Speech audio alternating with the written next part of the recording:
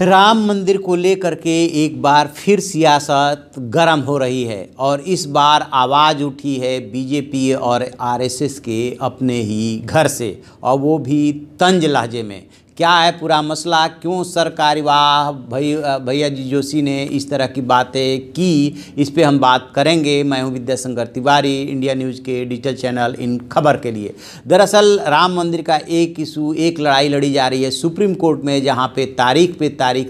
तारीख लग रही है। और जिस तरह से सुप्रीम कोर्ट में प्रोसीडिंग्स चल रही है उससे लग नहीं रहा है कि 2019 के चुनाव से पहले इसमें कोई फैसला हो पाएगा। यदि डे टू डे की हियरिंग भी होती है तो भी अब उम्मीद न के बराबर है, क्योंकि सुनवाई होना, उसके बाद फैसला लिखा जाना, इसमें टाइम लगता है। दूसरी तरफ जो है भैया जी जोशी, जो कि आरएसएस के दूसरे नंबर के नेता हैं, सर कार्यवाह के सर संचालक के बाद सर कार्यवाह का आरएसएस में दूसरा नंबर होता है, उन्होंने जो है ताज़ा बयान दिया है और बोला है कि 2025 तक तो मंदिर बनी जाएगा, तब जाकर के देश का विकास होगा। माना ये जा रहा है कि उन्होंने अपनी ही सरकार पे ये तंज कसा है, क्योंकि आपको याद होगा इस साल की शुरुआत में प्रधानमंत्री नरेंद्र मोदी ने एक चैनल से बातचीत में जो इंटरव्यू दिया था उसमें इस तरफ इशारा किया था कि जब तक ये मामला कोर्ट में है तब तक जो है सरकार शायद ही कुछ कर पाए, और कोर्ट से डिसीजन होने के बाद ही सरकार कुछ करेगी। मतलब उनका इशारा अध्यादेश और कानून को लेकर के था।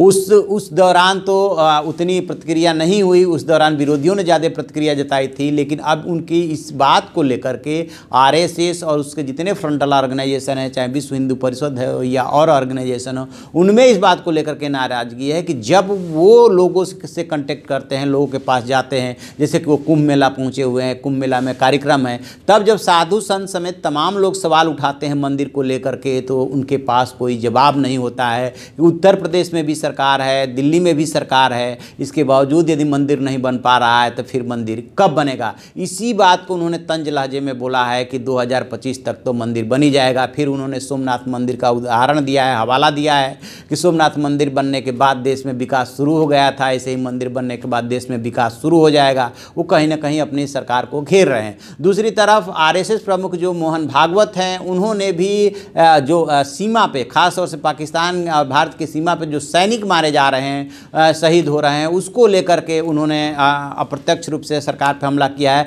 कि जब युद्ध नहीं चल रहा है तब इतने सैनिकों की शहादत क्यों देनी पड़ रही है। यानी कि उन्होंने अपनी सरकार के विदेश नीति को लेकर के और सुरक्षा नीति को लेकर के उन्होंने भी सरकार को घेरा है। अब आखिरकार क्या वजह ऐसी आन पड़ी है कि जिस यूपी को लेकर के या जिस आरएसएस की बदौलत एक तरह से बीजेपी के बारे में कहा जाता है कि बेशक आरएसएस जो है को सांस्कृतिक संगठन कहा जाता हो, लेकिन बीजेपी को चुनाव जिताने में उसकी बहुत महत्वपूर्ण भूमिका होती है और उसके कार्यकर्ता जो है लगते हैं, और उनका जो है ऑर्गेनाइजेशन ज़मीन लेवल पे बहुत अच्छा है, संगठन बहुत अच्छा है, तो वो मेहनत करते हैं, काम करते हैं। उसके शीर्ष नेता, एक नेता राम मंदिर को लेकर के और दूसरा सुरक्षा और विदेश नीति को लेकर के यदि सवाल उठा रहा है तो निश्चित रूप से या तो ये उसकी रणनीति का हिस्सा है ताकि लोगों को कन्विंस किया जा सके, या फिर अपने ही सरकार पे हमला है। फिर सरकार और संघ के बीच में सब कुछ ठीक नहीं है, या तो सरकार की नीतियों से संघ नहीं सहमत हो पा रहा है या संघ के तर्कों से सरकार नहीं सहमत हो पा रही है। क्योंकि चेयर पे बैठने के बाद, जिम्मेदारी मिलने के बाद सरकार जो है संविधान के मुताबिक चलानी होती है, और जो कुर्सी पे बैठा होता है जो प्रधानमंत्री, उसकी अपनी मजबूरियां भी होती है कि आखिरकार वो अदालत को दरकिनार करके कैसे डिसीजन ले ले, कैसे अध्यादेश ले आ दे, क्योंकि उसके अदालत में टिकने की संभावना कम हो जाती है। ये कुछ डेवलपमेंट रहा मंदिर को लेकर के। जो भी इसमें अपडेट होगा हम आपसे को अवगत कराएंगे, लेकिन ये सवाल तो उठता है कि आखिर भैया जी जोशी को ऐसा क्यों बोलना पड़ा। तो आप ऐसी खबरों के लिए देखते रहिए हमारा डिजिटल चैनल इन खबर और उसे सब्सक्राइब कीजिए।